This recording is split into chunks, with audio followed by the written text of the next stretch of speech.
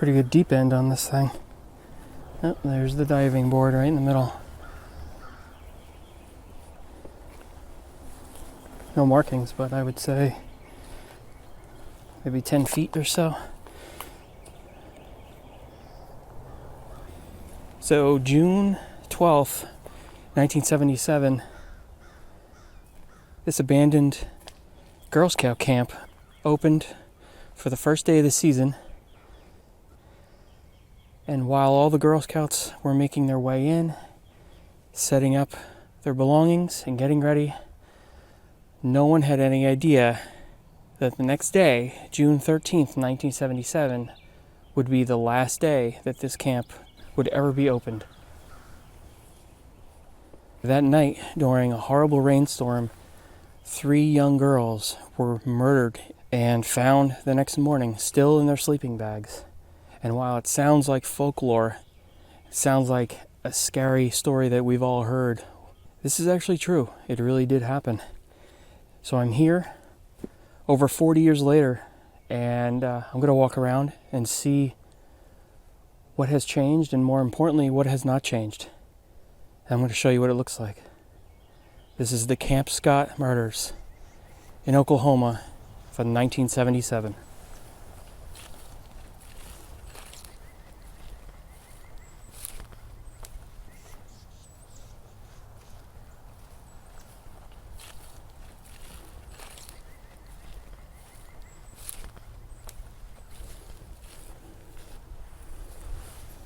So this whole story starts about 2 months before the campers even got here.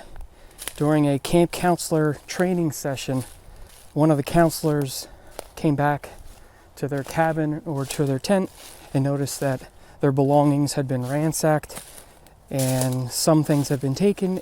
Apparently there was a box of donuts, and the donuts had been taken, and in its place there was a note vowing to murder 3 campers. But being how it was a camp and the 1970s, it was totally ignored and just assumed that it was just a prank.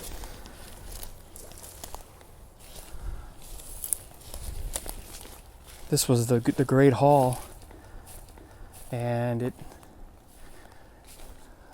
looks as though there has been a fire here, which happens all too often with abandoned buildings.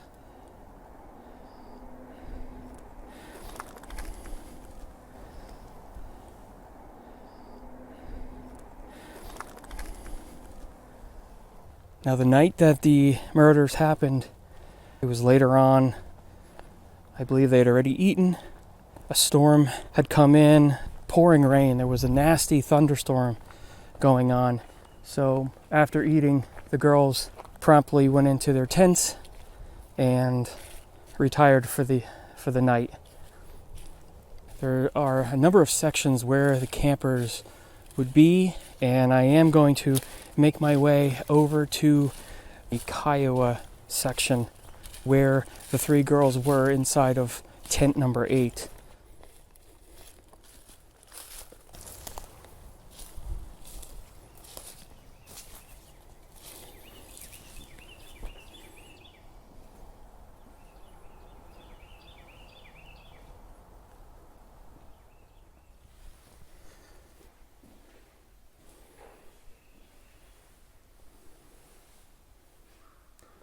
So judging by the map that I have, this was most likely either the health center or it could have been the director's office. It's kind of hard to tell because some buildings have been burned or removed.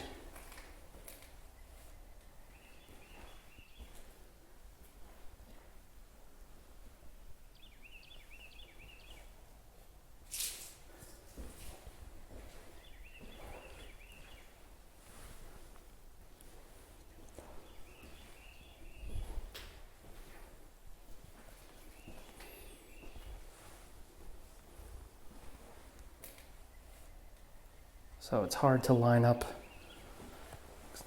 exactly where things are.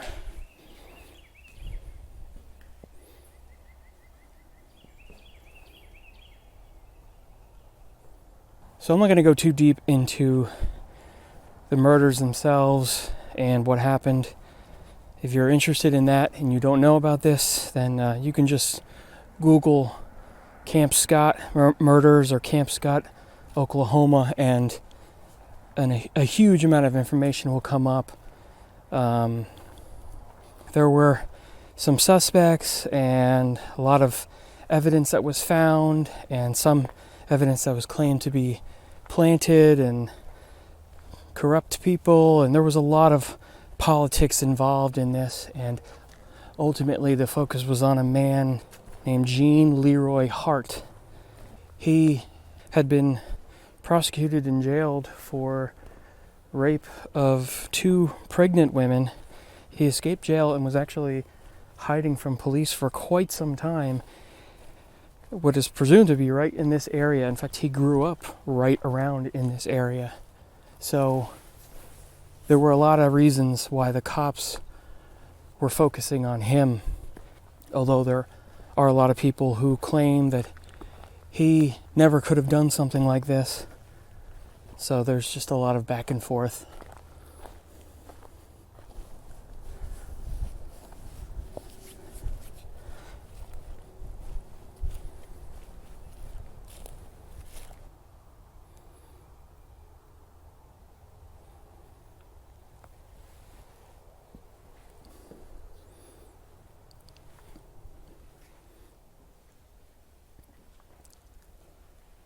So this looks more like it would have been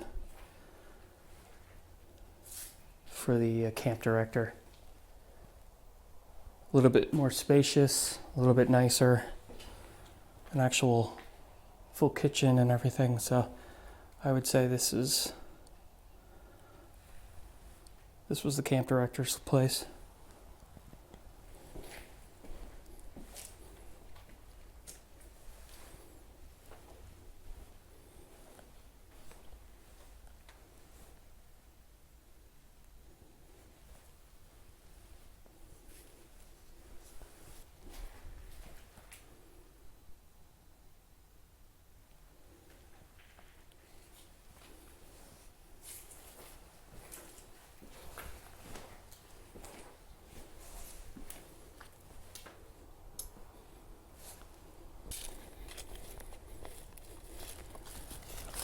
Now, before all this happened, Camp Scott was a very beloved camp. There's some interesting interviews with now women looking back on the great times that they had at this camp. It was open, I think, since the 1920s. It was a long time, nearly 50 years. But of course, like any abandoned camp, this place definitely looks pretty creepy these days. Like I said, the girls were in the Kiowa camp section, and I think it's somewhere down through here. Now the tents themselves are most likely long gone. You're talking about over 40 years of what was a simple wooden platform and just a canvas top over. So stuff is probably gone. I know for a fact that the platform of their specific tent was removed because there was blood that was found on the platform.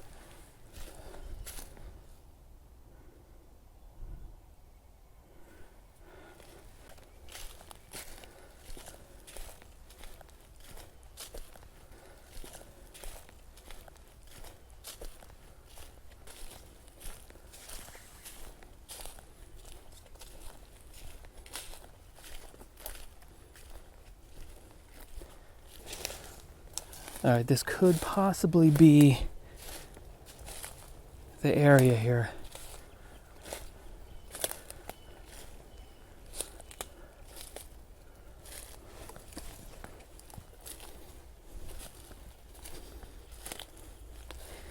Each camping area would have had a latrine, and this looks like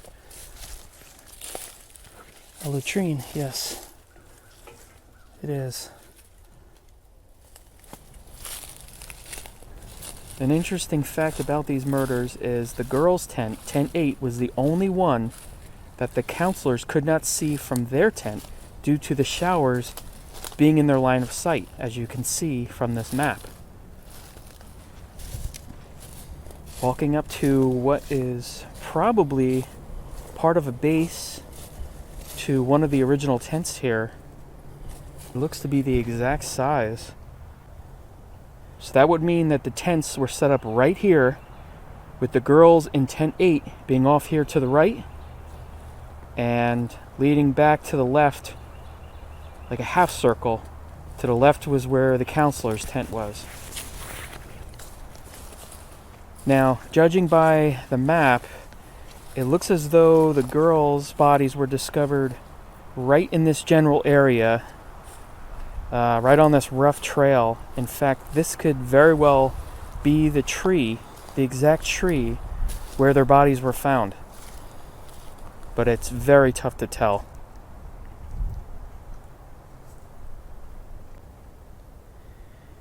Yeah, unfortunately, I think it's just been too long. It's impossible to identify exactly where the tent was and where the girls' bodies were found. But I'll include a lot of these pictures that are online so you can get an idea of how things looked.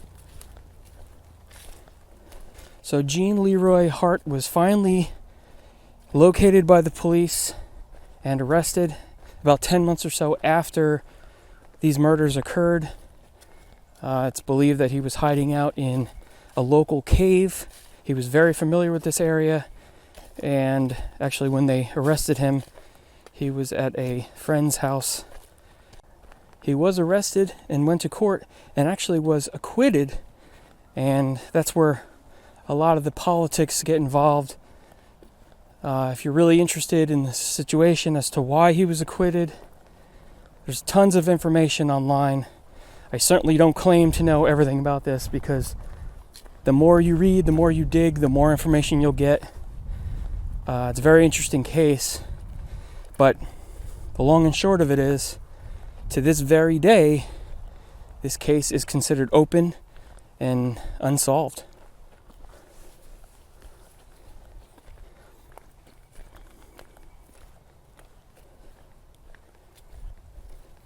Even though Jean Leroy Hart was acquitted on this case, he was, of course, brought back to prison for escaping sometime before that, and was serving his pretty lengthy sentence. And shortly after, I think he was outside exercising and dropped dead of a heart attack. So the man is not even alive anymore. And at this point, I believe that any of the DNA that was collected is so old that nothing really can be done with it. I think the last attempt may have been in around the mid-2000s. So this will probably go